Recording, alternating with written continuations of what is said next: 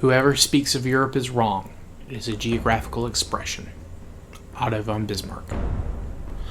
Welcome to this week's episode of Warfare, Advancement, and Revisionism. My name is Preston Floyd, and as always, I'm your host. I'd like to thank everyone for joining me this week. If you're a newcomer, welcome. I hope you listen to this episode, enjoy it, and you'll have a good time going back through our backlog of episodes. And if you're a returning listener, thank you, as always. I really appreciate the support. And I would like to say I'm super pleased with the response and feedback I got to last week's episode, especially on YouTube. It's already my most viewed video, over 150 downloads right now. It even beat out my old Conan the Barbarian episode on YouTube. So that's something. But despite all that, positive feedback and viewership, I did have a couple of things that I want to point out from that episode that I meant to speak about, but I didn't really do a good.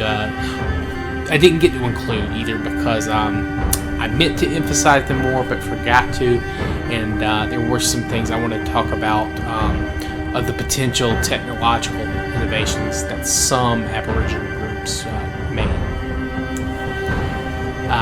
Now, first, I mentioned the Tasmanians, but before I go into that, this episode is mainly going to be kind of like a general overview episode of Europe. That's what it's for. But initially, I was planning on this episode to be kind of short, but with this going over the Australia stuff that I missed, it'll probably be a little bit longer than I had initially planned, but it's going to cover more than just kind of the general overview of Europe and what we'll be looking at for this next, part of this season. But I'll go into detail a little bit more about that later. But let me get back to Tasmania and the Aboriginal technology stuff that I meant to cover last time but didn't. So, talked about the Tasmanians, but I didn't really go into too much detail about them. And the reason for that, it is very hard to give an in-depth description of these people because they're completely isolated by 8000 BC. And the records we have about them don't appear until after the British encountered them. And already, just that encounter and the British landing on Tasmania drastically upended Aboriginal Tasmanian society and culture in general. And then through both incidental and direct actions, in some cases bordering on a genocide, or being close enough to a genocide that it wouldn't make much of a difference if it was or wasn't one. But that's all stuff we'll talk about in the future. But from now on, from what little we know about the Tasmanians, they had been living in Tasmania since around 40,000 years ago. And they were, like the rest of the Sahulian descendants, fairly sedentary hunter-gatherers, and had probably been fairly isolated from the rest of Australia before the sea levels rose. There, of course, I'm sure was some level of back migration or trade, but, again, not a lot. And because of this, they developed their own kind of religious traditions and language, and seem to not share much of an overlap with Australian Aborigines in that regard. But they do seem to share a lot of tool-making traditions with them. And we will talk more about that next season. And a lot of what we know, unfortunately, about the Tasmanians in terms of religion is very bare bones. Again, I mentioned that there was basically, depending on your definition of genocide, an actual genocide or, an event or events, I should say, that were close enough to a genocide to not make much of a difference. There are very few Tasmanian Aboriginal people left, and I believe all of them have some level of European ancestry. And there's kind of a problem in the Aboriginal Tasmanian community because there is some pushback on who qualifies and who is actually, the legitimate, I guess, descending group of the various Tasmanian tribes. And that's all stuff we'll have to talk about in the future. But a lot of the traditions and things we have about these people is completely filtered through a lens of events and interactions with the British and the Australians that were moving in, or the British descended Australians moving into the area, and again, completely upending Aboriginal society. But that's all stuff we'll talk about later. Now, there was some big points about the Aboriginal, I guess, lifestyle that I meant to include last time, but I didn't because either I just skipped over it in the section of my notes. I completely missed it and forgot to talk about it. I knew as I was ending that episode, I feel like there's more to talk about. So I'm going to go ahead and just bring that up here. Like all humans prior, the Aboriginal peoples attempted to control their environment. They would do things like use fire to burn away parts of the forest, to clear paths, and drive the animals to ambushes, etc. They would also use fire to they would occasionally store food in these hollowed out trees that had maybe been struck by lightning, or they had cut holes in and dug the wood out of the interior and used them for furnaces, or fireplaces is a better term, for cooking, all that kind of stuff. However, by being more sedentary, they would expand on this kind of skill set and begin to practice other methods of controlling the land and its resources. And this isn't, again, unique to the Aboriginal people. We've seen groups in the Middle East and parts of East Asia do this too. However, the Aboriginal people seem to never quite make the leap to full-scale domestication. They don't begin to actively select traits from the wild plants they're planting and harvesting. They do it in kind of a broader sense, but they're not quite as picky about the plants they're tending to.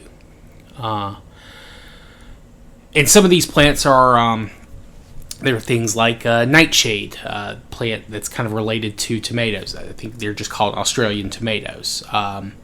There are wild tubers, flowering tubers, I think with yellow, almost daisies. They've got millet. This is a wild millet variety, of course, related to the Asian variety of millet that we talked about when we were talking about East Asia.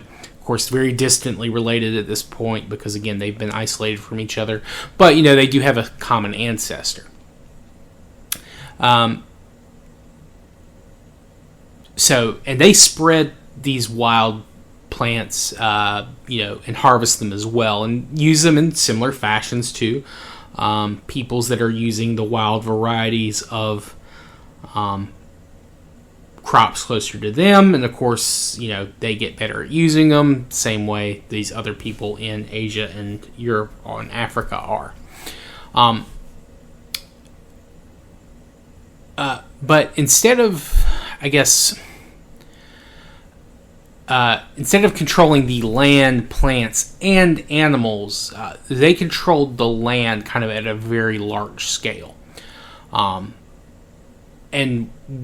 they tend to treat the plants and animals with a more, laissez-faire attitude, might be the best way to describe it. They would essentially kind of, they were more interested in controlling all of their environment, whereas, people who are beginning to develop agriculture They are controlling areas that they know that they can grow crops in. They're not quite as interested in controlling other parts of their environment, at least not at the level that the Aboriginal people appear to do, at least not at this early date, and even in some cases to later dates. So, for instance, the Aboriginal people, when they found a place that they could,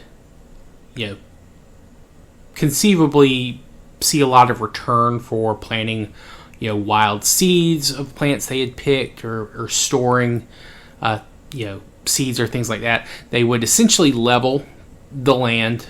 They clear away trees, dig up roots, move like rocks, till soil to an extent. They used sticks to dig, which again, not unique to Aboriginal people. People all over the world use that before you get a shovel. I mean, technically speaking, a shovel is a digging stick too. It just has a very wider end, whereas the digging sticks, they're just essentially sticks that are larger and give you weight to be able to break through the surface and dig down into the soil.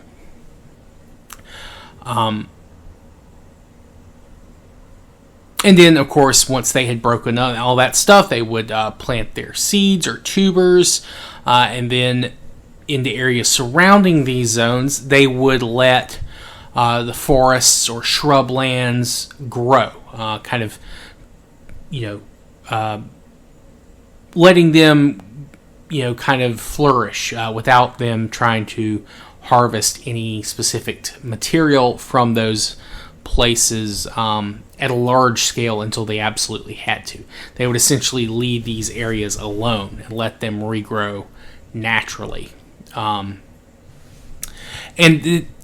one thing they were doing with these forest and savanna regions, and of course what these regions were depended, of course, where the Aboriginal people were living. Some places, are more suited to shrubland or savannas almost, and some regions are better suited to more grass or foresty areas. But they would allow these zones, these plant zones, or forest or savanna zones to draw animals in, and they would try to keep those animals, of course, from moving in numbers large enough to the region. They would try to, prevent the animals drawn to the forests and savanna regions from getting to the regions that they had planted their seeds or their wild crops or what have you. So they would almost encircle their croplands with forest areas. One, it would allow them, kind of, again, that large-scale control to prevent animals from moving in where their crops were going by drawing them to these areas where these plants are growing that, aren't quite as suitable for human uses. May not be able to eat them as much. They may just taste bad, might make humans sick. But the animals, of course, eating those plants are able to utilize the calories, and then, of course, the humans can utilize the calories by killing and eating the animals. And they will also dig wells and holes for catching rainwater in arid areas to try to, again, make these little breaker zones, places that'll distract animals from going to your cropland. Water, of course, being more important than food in most situations. And, of course, they would use the water sources as well. That's great. And, of course, it does encourage, these water sources do encourage certain, levels of plant growth too. So this kind of arrests aridification and desertification, however you want to phrase that. And this, again, they're doing this in wide areas. Like, there's not just like a small little couple of square feet or square yard farm. These are vast areas. We're talking kilometers wide, or maybe even larger than that. But then eventually, of course, just because if you focus an area of land too much on one crop without doing proper rotation or fallowing of the soil, or don't have enough fertilizing efforts, returns eventually diminish and the land becomes useless for a period of time. So what they would do is, when this happened,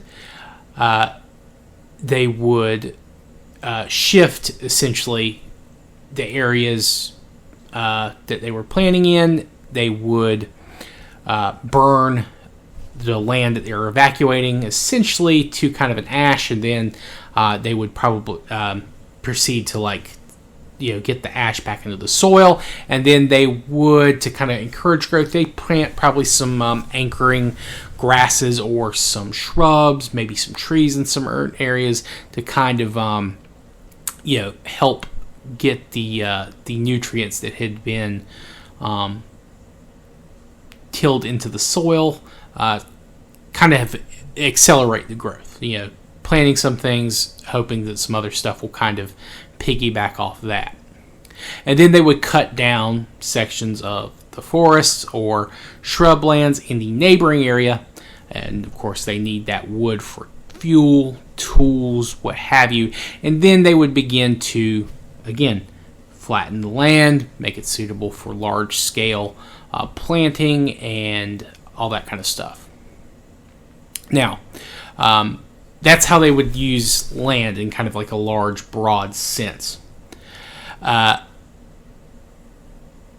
Another way that they're controlling land is by essentially trying to, control the water sources. I've already talked about how they would dig wells and essentially drainage pits for rainwater. But they would also, in some ways, control rivers. There are a number of sizable rivers in parts of Australia. They were, of course, very important for a large number of Aboriginal groups. I know that some people, when they think of Aborigines, they just think they're out in the desert, living kind of that savanna-esque lifestyle of some people over in Africa. But no, I mean, there are very large rivers in Australia, and they have a lot of good land around them. And there were, of course, Aboriginal people who would take advantage of that and live along those rivers. And they would, of course, eat things like fish and shellfish if they were on the coast or not far from it. But they would, they would use these rivers to help them live. And one of the ways they would do this, they would dig channels near rivers, but they would kind of dig them kind of almost downhill, not directly connecting them to the river. They're not trying to create irrigation the way we would think of it, but essentially they would dig these channels to depressions, or some cases man-made, in some cases natural depressions. They could see hey, this land's kind of like a little small valley, and they would wait for rainy season, and then when the rains came, the river water level would rise, and then these channels that they had dug would fill with water, and then the channel would carry the water to these depressions, and essentially they'd be creating small ponds, or maybe large ponds, or in some cases maybe even a small lake or something like that. And of course, that water is usable, but hopefully you get fish in it as well. And, you create these kind of little stocks of fish and things like that. Now, of course, the environment being what it is in Australia, even, if you have good water sources nearby, if they're not constantly getting enough rain, these are going to dry up. And this has happened several times. I talked about the Mungo Man. His remains were found in what was a lake bed. This was a natural lake. but it is something that is happening to Australia all over. So while these man-made ponds are useful and helpful, if they're not getting enough rain, they're not going to be viable in super long term. And that probably happened in a couple of periods in Australian history where there just was enough rain to really support the kind of population that these well-watered areas would make. So, of course, that kind of leads to, in some cases, infighting, in some cases, migration, etc. And in some cases, I'm sure, just out-and-out famine, which is really the cause for the migration and the infighting. Now, another thing they would do is they would create large-scale fish traps in rivers. There's a very famous example in Barwona, which is near the Barwon River, which is part of like the Darling River system. But what essentially they did was they took a fairly large section of the lake and they created, they would pile stones up and create kind of almost these spiral or line formations that when large numbers of fish were coming through, probably for like a spawning type event, or if they just knew that fish would be swimming by, they'd keep a close track of these little structures they had built, and then they would either throw things like nets or just clog up the holes with stones that the fish came in, because the fish were swimming around in these kind of large spiral or line areas, and they expected to find a way out, but they didn't, and then they would just kind of close the holes that the fish came in through, and of course that helped them spear them, collect them, things like that.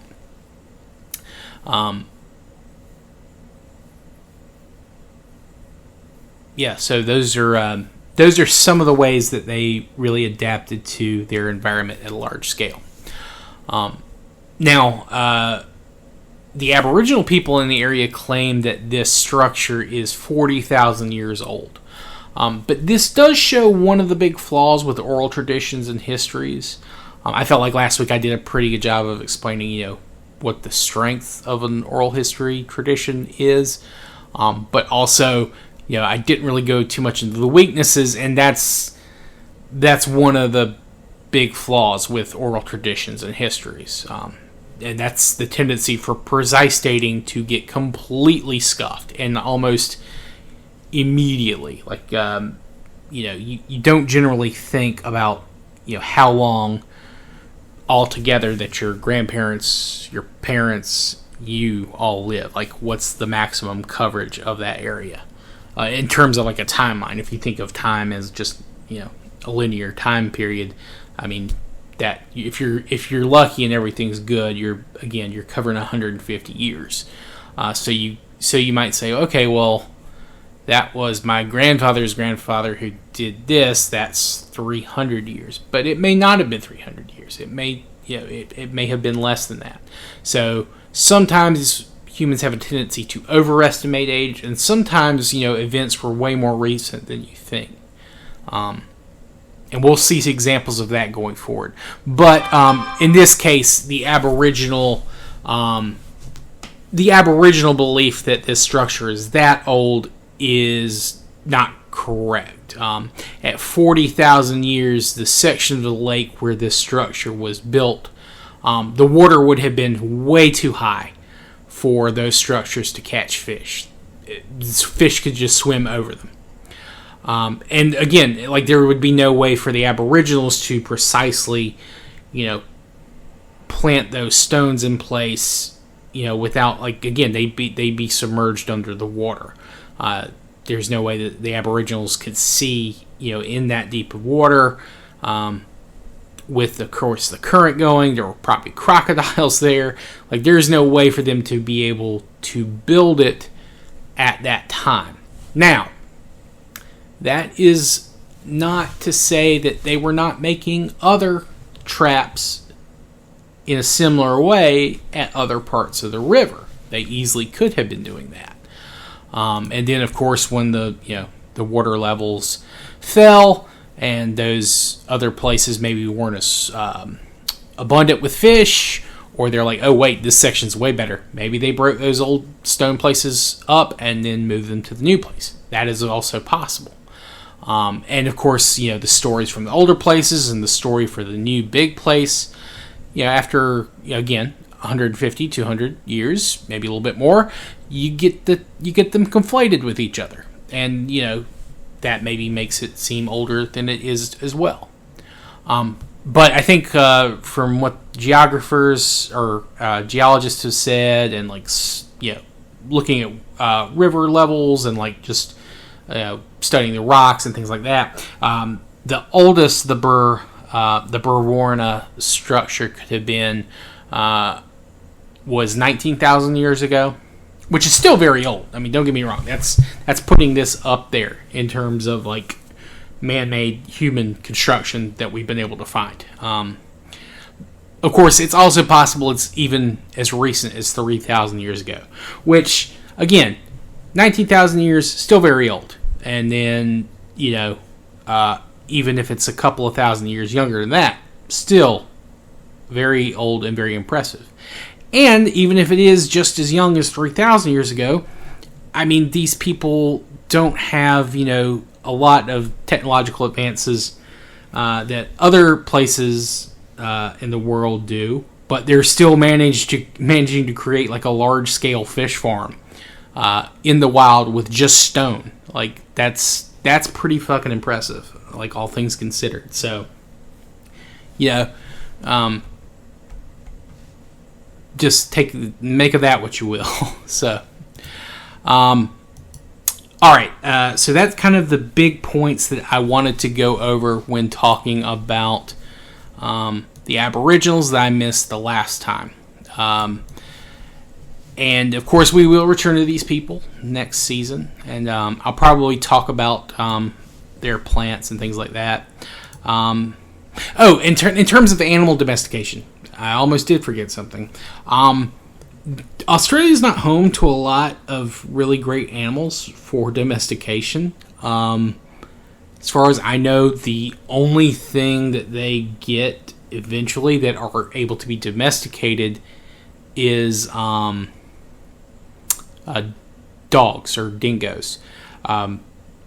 But we'll talk about that later because they're not native to Australia. That's one of the big things we'll talk about in probably, I think, the season after next. But yeah, kangaroos can't be domesticated. They're huge dicks. They're very aggressive. So yeah, and of course you can't domesticate a crocodile either. Cobras, things like that. Well, there are no cobras in Australia, but a ton of venomous snakes. You can't domesticate them. Just not the best place for animal domestication. And I think I talked about the marsupial tiger. Those, of course, probably couldn't be domesticated either. And they were also extremely dangerous to Aboriginal people. Probably not worth the effort to domesticate those, or even attempt to domesticate those. So they're restricting animal movements as best they can. That's how they control animals. Whereas other places, they have animals that are their movements not only able to be controlled, but their breeding, their diet, all that kind of stuff. But again, we'll cover more of that later. Now, next season, we'll probably talk about food preservation, storage methods the Aboriginals went through, because all that will still be true next season. There's not a huge revolution in that going forward. But let's go ahead and get to, I guess, our overview of Europe to talk about what this next part of this season will look like. So, Europe, in terms of geography, I've kind of defined what we'll consider Europe for the purposes of this show. Essentially everything to the east of the Volga, everything to the west of the Volga River, and then, of course, to the Atlantic and all that stuff. So,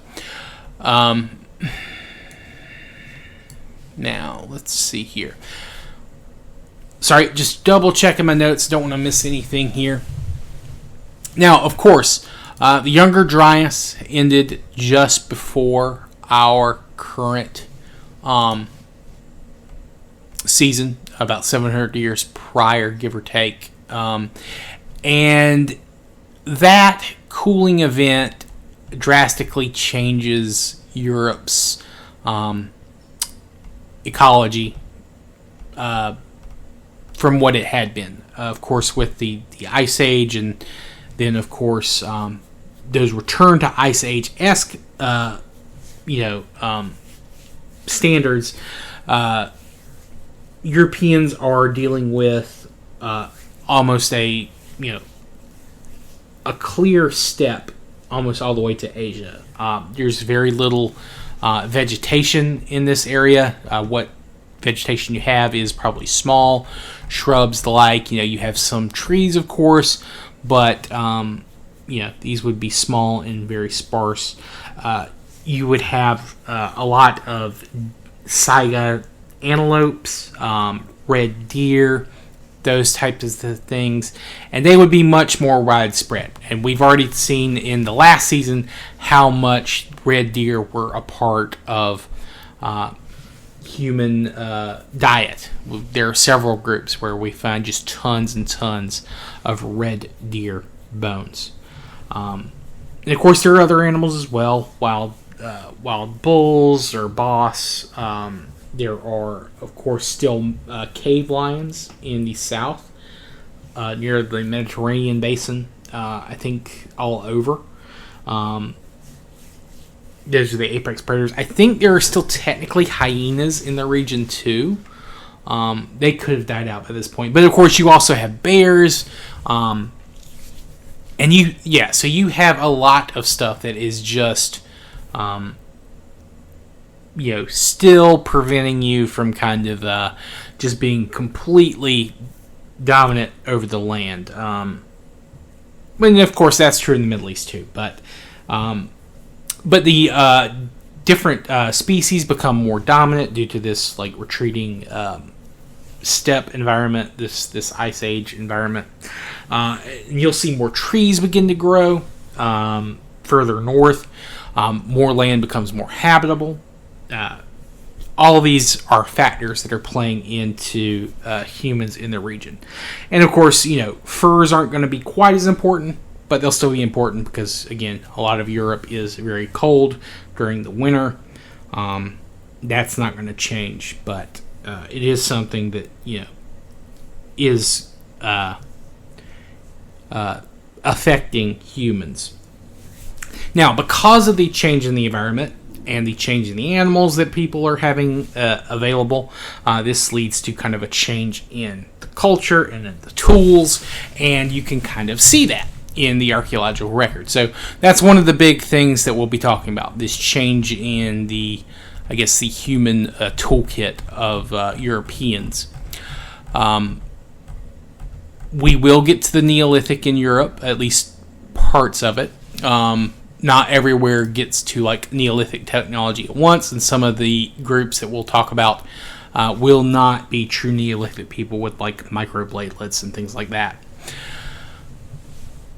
There will be several cultures we're going to talk about, but there are also going to be a wave of migrations into Europe at this time from places we've already talked about, specifically Anatolia. And these people are bringing with them a completely new way of life. They're bringing new plants, and they're going to essentially create a huge revolution in Europe. They're going to be carrying the revolution they started in Asia into Europe. And that's going to, of course, affect a lot of the peoples that are living in Europe that we talked about last season. Big changes are coming, essentially. And how these changes affect people is, of course, the big kind of theme of Europe for the next 3 or 4 centuries, or seasons, essentially. And it's not just people from the Middle East and Anatolia that are moving in.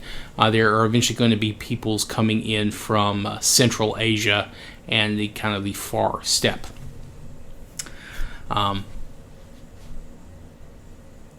So that's one of the big factors we got to deal with.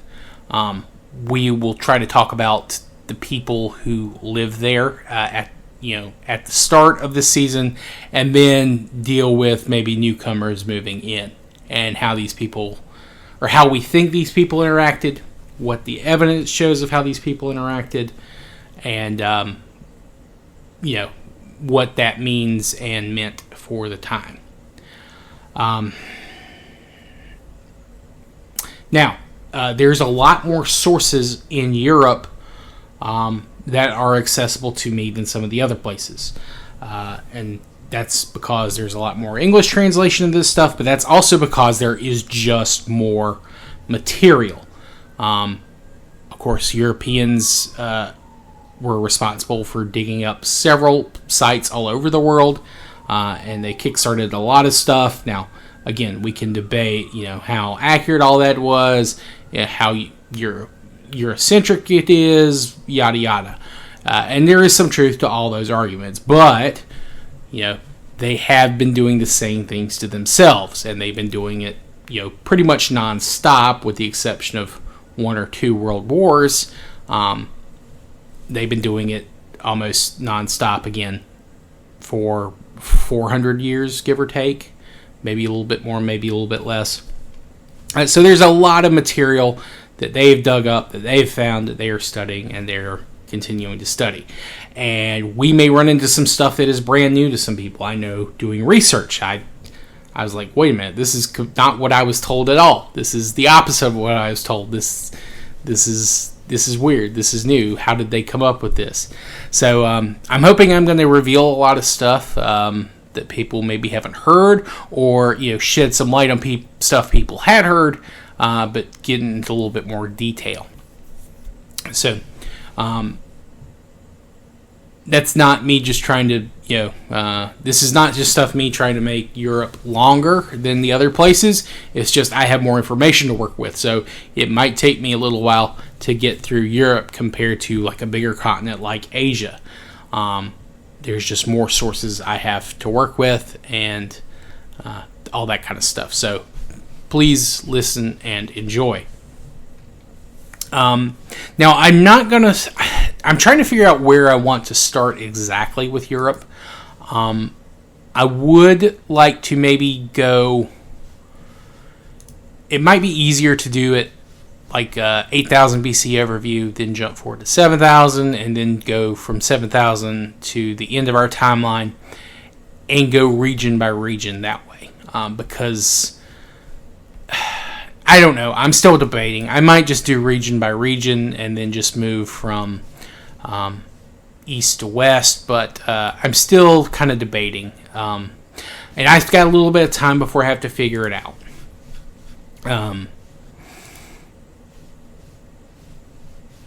Excuse me, I'm just making sure my notes here. There were some, I feel like there were some other things I wanted to talk about before I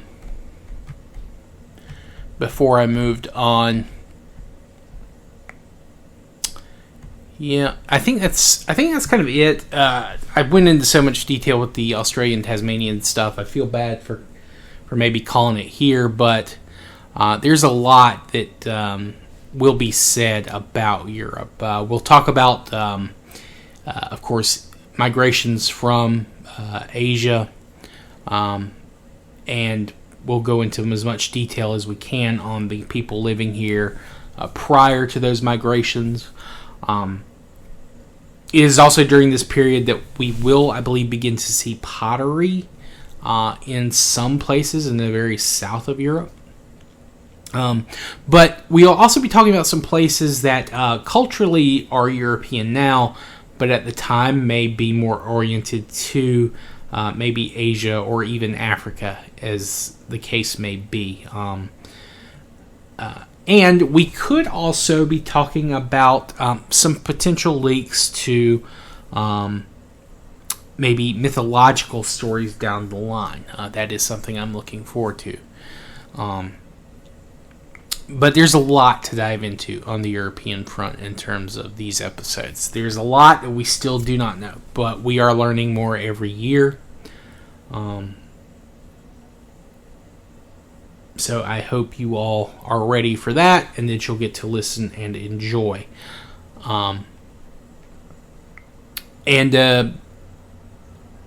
So we'll take it from there. And of course, as soon as I say that, I mentioned the Volga River. No, it is the Urals that are the Ural Mountains. Those are the actual borders of Europe. Those are the ones that I was thinking of. The Volga, of course, is a very important river in Europe, and especially to prehistoric peoples that will eventually move into Europe. Another important river is the Danube. This was probably a huge draw to a number of peoples migrating from Anatolia due to them practicing agriculture. It was probably a very big draw. But we'll get to see the foundations of Neolithic Greece, Italy. Should all be covered here in this section. Now, of course, Northern Europe, you're not going to get as much information because, there aren't many people in Northern Europe, if any, outside of, say, the Denmark Peninsula. England, of course, has seen people. People probably left England during the Younger Dryas and then came back. But there's several different groups all over that we'll talk about. There's so much information to cover. I almost feel bad because I'm going to do so much more in Europe than I've done in other places. But again, it's just because I have the sources. So I hope everyone is ready for that. In terms of number of episodes, I can't say just yet. I'm going to try to keep it, in line with the other sections, at least for Asia, or not Asia, but like East Asia, and things like that. I'm just double checking my number of episodes here. I don't think it'll be quite. Maybe not quite as long as I'm expecting. I'll try to let you guys know when I know for sure. But for next week though, there is not going to be a normal episode. I will have like kind of a bonus episode out. It might not be out Monday. It might be out a day or two after. It's just going to be a nice little review of something I've done, recently. And this is to help me, again, try to figure out, how I'm going to approach this. And I've been debating about this for like a month at least, about how to cover and how to move inside Europe and in terms of geography and timeline.